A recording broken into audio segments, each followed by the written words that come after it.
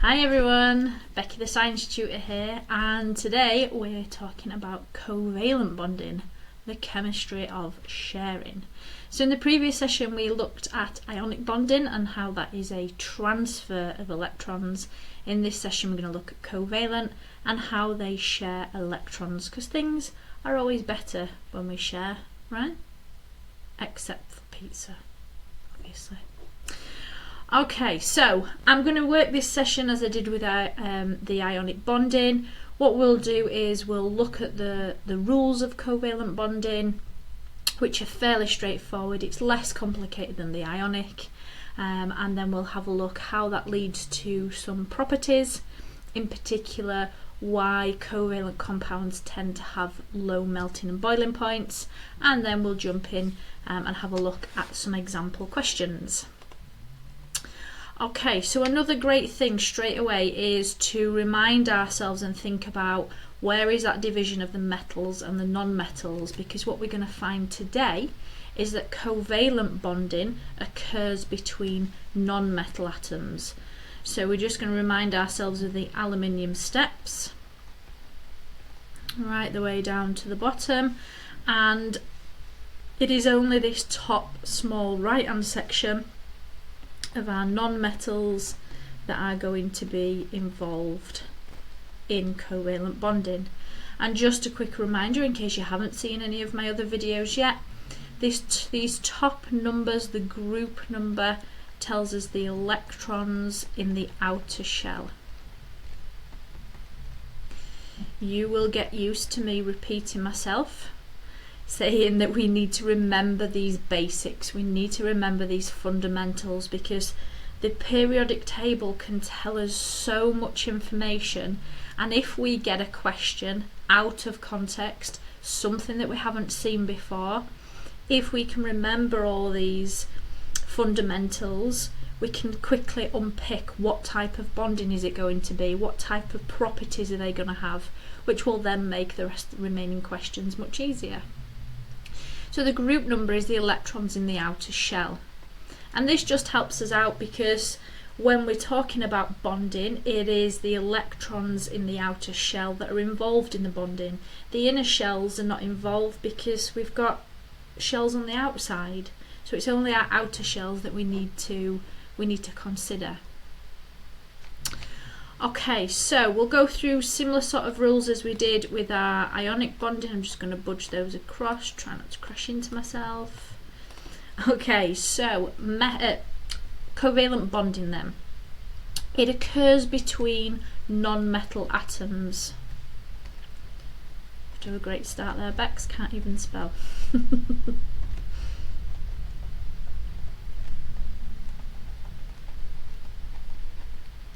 So if we are looking and identifying the elements, let's say that we've got something that is unknown to us and we find that they're both in that top right hand section of the periodic table, we know that it's going to be covalent bonding.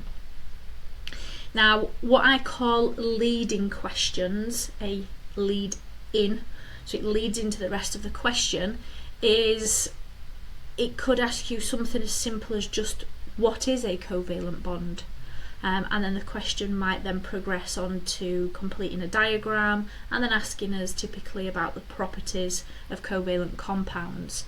So what is a covalent bond? It is a shared pair of electrons,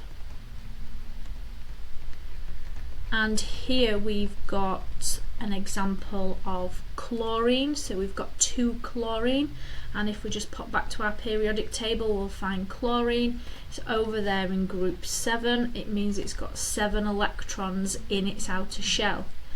It's got 7 electrons, therefore it has space available for 1 more. And so if 2 chlorines come together and share their electrons, essentially they have 8 electrons in their outside shell. Any electrons that are in the shared section, they count towards both atoms. So when you look at the diagram below, if you count up the original sort of blue crosses and then include the pink dot, gives us a full outer shell of 8 electrons, And the same with chlorine 2. If we start with the pink outer ones and include the blue cross, we've got 8 electrons in that outer shell.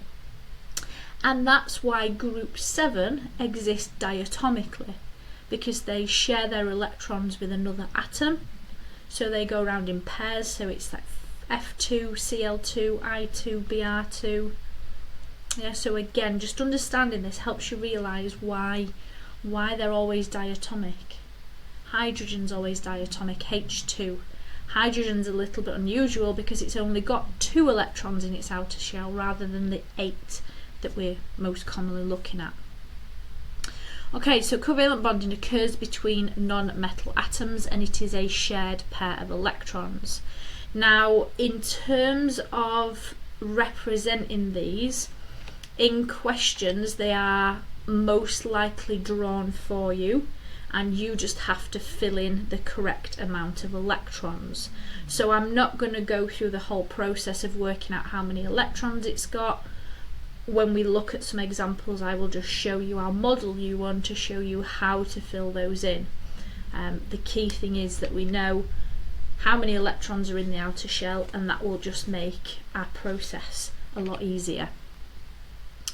So a typical question might be about atomic structure, then it could ask you what is a covalent bond, complete the diagram, and then a very common follow-up question is why do covalent compounds have low melting and boiling points? So these covalent compounds, they sometimes get called simple or small molecular. I'll write those both down for you. So they're either small molecules or they get called simple covalent. Okay, and the reason being that is the things that we're thinking about, it's like carbon dioxide, CO2, water, H2O, methane, CH4. We've only got a few atoms in there, 2, 3, 4 atoms big. They're not giant structures like diamond and graphite that we'll look at in another video.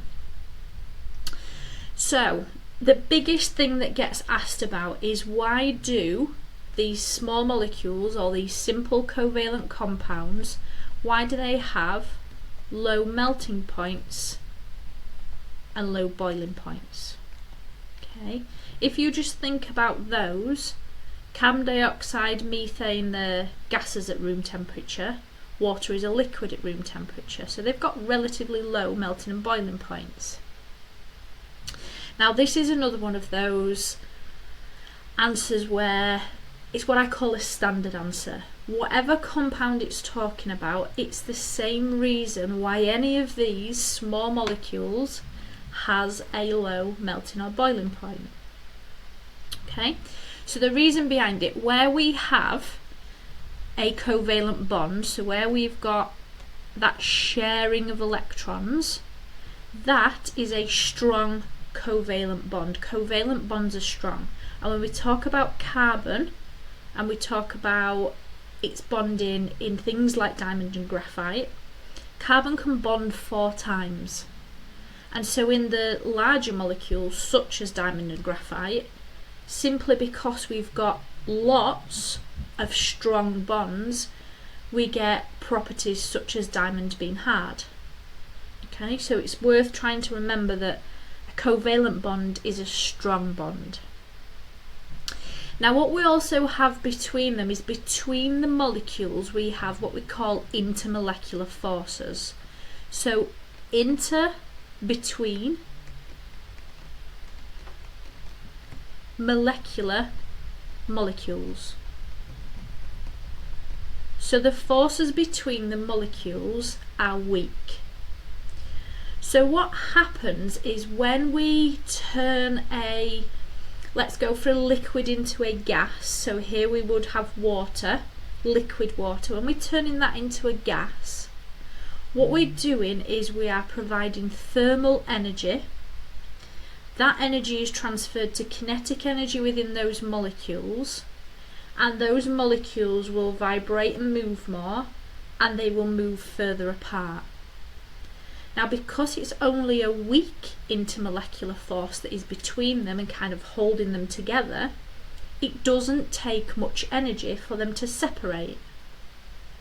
And so if I don't have to put much energy in, I'm not having to use much firepower, I'm not using much thermal energy, and therefore, if you think about the measure of thermal energy as temperature, I don't have to increase the temperature by much to change from a liquid to a gas, or potentially from a solid into a liquid. Okay, so let's model this answer, because as I say, it's a very popular follow-up question, and it comes up quite a bit, and it's relevant to any small molecule. So if we get a question such as explain why water has a low boiling point, what we're going to say is that we want some idea, for marking point 1, we want some idea it's made of simple covalent or it's made of small molecules. Okay, so I'm just going to say it consists of small molecules. So that's marking point 1. Marking point 2 is to identify that they have weak forces between the molecules.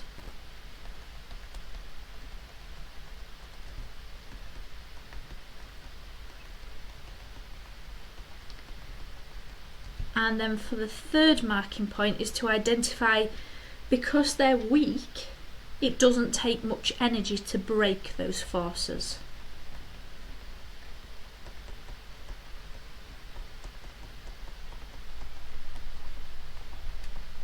Now we often see the term overcome,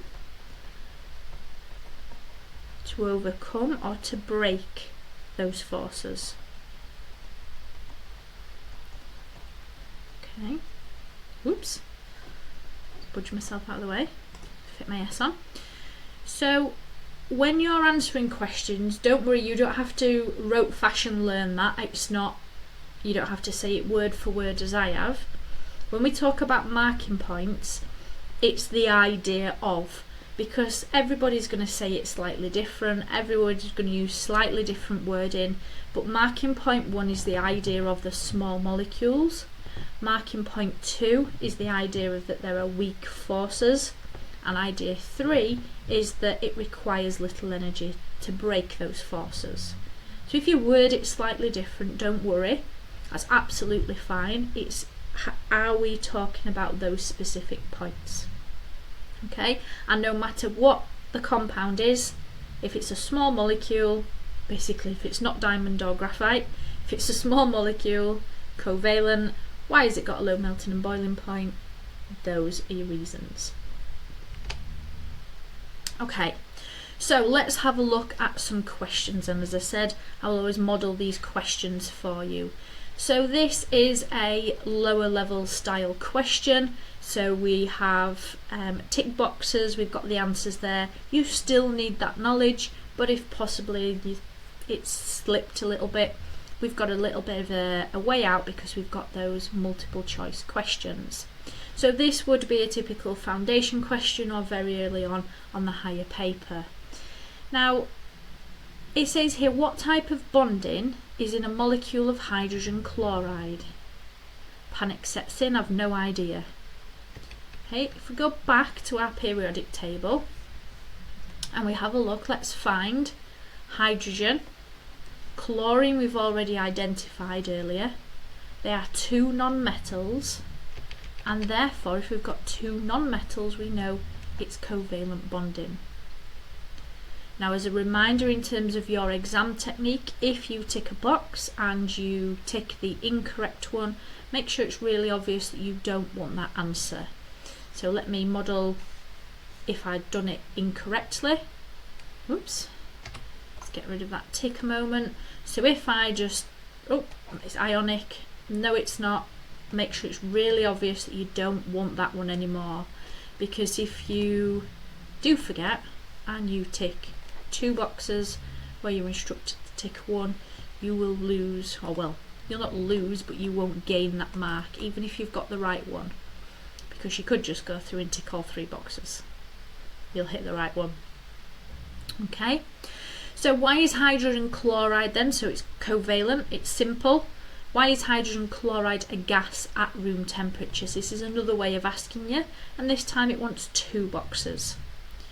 Okay, so why is it a gas at room temperature? It's because it has a low boiling point and it's made of simple molecules. And we're looking for those small molecules, those simple molecules, worded in different ways. So then it leads on to complete the diagram. Now, lots of questions like this are usually worth 2 marks. This one is only worth 1 because the outer shell electrons have already been drawn for you. You just have to transfer them into the diagram. But I'll go through the same process as if it was worth 2 marks.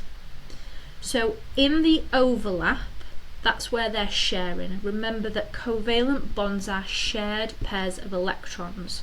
So in there, I need to put a shared pair because that's what covalent bonding is. Now, if that diagram wasn't there above and it didn't already give you the electrons, that would be worth 1 mark for filling in those shared pairs of electrons. Your second mark then comes for checking that we have the right number of electrons in the outer shell. So we've already got our diagram here, so we can see that if that one is involved in bonding, we need to add 6 other electrons to the outer shell of chlorine. And so what we're doing is we're checking, remember it's in group 7, we've got 7 electrons that are chlorines, we've represented them as dots here, 2, 4, 6, 1 in the overlap, 7. Okay, and another what I call a sensibility check is atoms bond to get full outer shells.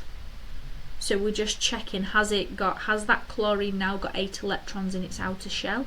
Yes, it has. Hydrogen, remember, is a little unusual because it's only in the first shell of electrons, which can only hold 2, but it's got 2 in there. Its outer shell is also full.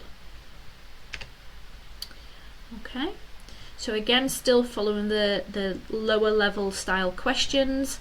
What is the formula for methane? We have 1 carbon and 4 hydrogens, therefore it is CH4, because the little number tells us how many of the element it is following. Methane has a low boiling point. What does it consist of? There we go, look, there's our small molecules again. Okay, so here's one that's worth 2 marks. So this is a kind of mid-level question, would be a little bit later on in your foundation paper, earlier on in your higher paper. So this time we've got more overlaps, but the same rules apply. Wherever there's an overlap, it must have a shared pair, because that is what covalent bonding is. So mark number 1 comes from putting in shared pairs in those overlaps. Now what we've got to do is to check, has nitrogen got the right number of electrons? So if we very quickly whip back, find nitrogen on our periodic table, see that it's in group 5, it needs 5 electrons in the outer shell. Now if I represent the crosses for nitrogen, I've already got 3 in there bonding with my hydrogen, therefore I need to put another 2 electrons on the outer shell to take it up to the 5, and therefore gaining me mark number 2. And again, just have that quick sensibility check, have a quick count up. Has nitrogen now got 8 electrons? 2 at the top, 2 in each overlap, 2, 4, 6, 8, yes it has. So it's just a check afterwards, does that look right, does that seem right? Okay, and then here we go. Here's our typical follow-up question. Explain why ammonia has a low boiling point. You should refer to structure and bonding in your answer. So the structure and bonding is for identifying that we're made of simple, covalent or small molecules. Okay, so let's model that answer. So ammonia is made of small molecules, marking point 1.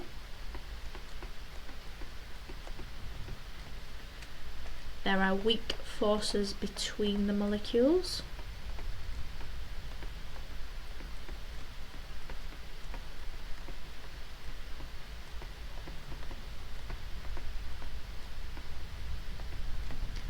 Get you marking point 2. And marking point 3 is that it requires little energy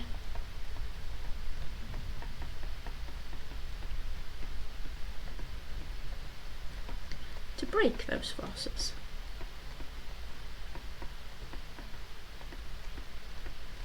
And there's your 3 marks. Okay, so that's a typical question. Something about atomic structure or defining what a covalent bond is to start, completing a diagram in the middle, and then a follow-up question of explaining why it has a property of a low boiling point. Okay, so I've put another couple of examples of these in just to show you how they progress and what you're sort of going to be looking for, what you're going to be faced with. So here we've got sulfur and we've got hydrogen sulfide, so we've got sulfur and 2 hydrogens. So our first thing is that in that overlap we must have a shared pair of electrons. Sulfur, or how many more electrons do I need around the outside? Pop back to my periodic table, find sulfur, it's in group 6. So sulfur has 6 electrons in the outer shell. I've used 2 in the bonding with the hydrogens, therefore I need another 6. Now in terms of scoring the marks, questions I often get asked is, does it matter if I forget to use dots and crosses? No. If they are dots and crosses, it just makes it really sort of obvious that you know it's come from a different atom. Does it matter overall? No. And the second thing that I get asked is, does it matter if I don't put my electrons in pairs, i.e. these ones that are on the outside? And again the answer is no. Doesn't matter where you put them, whether you evenly space them out, put them together, as long as you have the correct number. The only way that you would lose a mark is if you squidged another one into that overlap, because it's not sharing 3 electrons, it's sharing 2 because it's a shared pair of electrons. Okay, so hopefully that helps. And then I've just put this one in. This is the hardest one that you will face. This is a level 3. This is definitely a higher level question. But let's just have a look at it. Let's think about the rules that we know and let's try and not overcomplicate things. So the first thing I'm going to do is, wherever I've got an overlap, I'm going to put a pair of electrons. And if it's overwhelming and you can't remember and you think it's too much, and if you just think, well, wherever there's a pair, wherever there's an overlap, it's got to have a pair of electrons, that's scored me 1 mark already. Because I've got to have that shared pair in those overlaps. Okay, now the only other thing we've got to do is to now check, do those central atoms, so your 2 carbons and your oxygen, have they got 8 electrons now within their sort of outer shell? Well, carbon, let's have a quick look. We've got 2, 4, 6 from the 3 hydrogens and 2 more sharing with the second carbon, so we've got 8, so that's fine. The middle carbon, 2 at the top with the hydrogen, 2 shared with carbon and another 2 of the bottom hydrogen, that's 6. 2 shared with oxygen, 8. So up to the oxygen we're good. Oxygen has got 4. That doesn't quite seem enough. Just remember, it's trying to gain a full outer shell. So oxygen, sorry, if we just wait back again, oxygen is here in group 6. It's got 2 already involved in the bonding, and therefore we need 4 more electrons. So again, somewhere we put 4 more. Quick check of the hydrogen, two electrons in that overlap, they count towards that hydrogen, so it has got a full outer shell. So by recognising and realising that that oxygen needed 4 more electrons popping on the outer shell, we've gained mark number 2. Okay, and then here we go again. Here's another typical follow-up question. Chlorine reacts with hydrogen to form hydrogen chloride. Again, if you're unsure, check your periodic table. You'll see that they are both non-metals, therefore it's covalent. Explain why hydrogen is a gas at room temperature. Answer in terms of structure and bonding. So it's just exactly the same process as we did for ammonia. Doesn't matter what compound it is, we still got the same reasons. It's made of small molecules. They are simple compounds.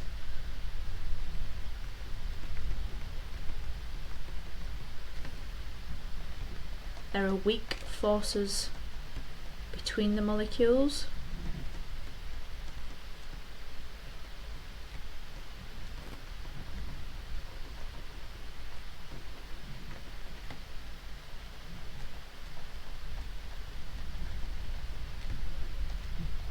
And it requires little energy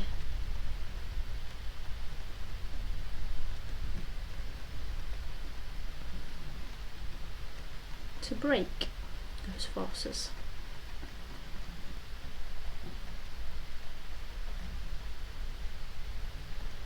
Okay then guys, hope you found that helpful, hope that was useful, and as always, if you need any further support, please do reach out to me, and I'll be more than happy to help. See you next time.